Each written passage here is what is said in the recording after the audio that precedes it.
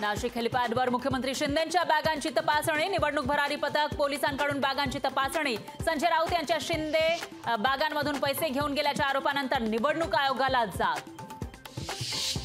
केंद्रात तिसऱ्यांदा सत्तेत येण्यासाठी भाजपपुढे उत्तरेकडील 79 जागा राखण्याचं आव्हान। 2019 मध्ये 50% कमी मतांनी जिंकलेल्या जागा हातून गेल्यास बहुमत कठीण।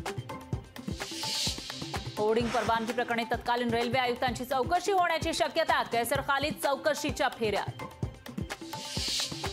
मुंबईतील 30 होर्डिंगला स्टेबिलिटी सर्टिफिकेट नाही, स्टेबिलिटी सर्टिफिकेट नसलेल्या होर्डिंगवर पालिकेकडून कारवाईचा बडगा। काही मर्यादा पाळायला हव्या, जिरेटोप हा महाराष्ट्राचा इतिहास, शरद पवारांचा प्रफुल्ल पटेल यांना शाब्दिक चपराक। धर्माच्या आधारे आरक्षण देण्यासाठी काँग्रेसचं वोट जिहादचं राजकारण, मोदींचा पुन्हा एकदा काँग्रेसवर हल्लाबोल।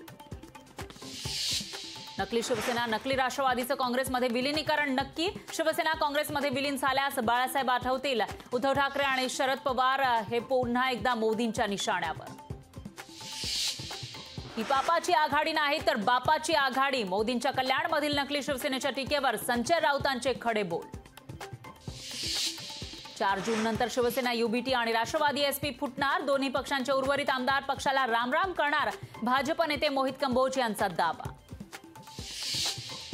केजरीवालांना अंतरिम जामीन देऊन विशेष वागणूक, अमित शहांचा खळबळजनक दावा। परळमधील दामोदर नाट्यगृहाचा प्रश्न मार्गी न लागल्यास उपोषण करणार असल्याचा प्रशांत दामलेंचा इशारा, नाट्यगृहाच्या पाडकामात स्थगितीचे आदेश असून नाट्यगृह पाडण्यास सुरुवात। केरळमध्ये 31 मे रोजी मान्सून होणार दाखल, महाराष्ट्रात 7 जूनची डेडलाईन मान्सून पाळणार का याची उत्सुकता।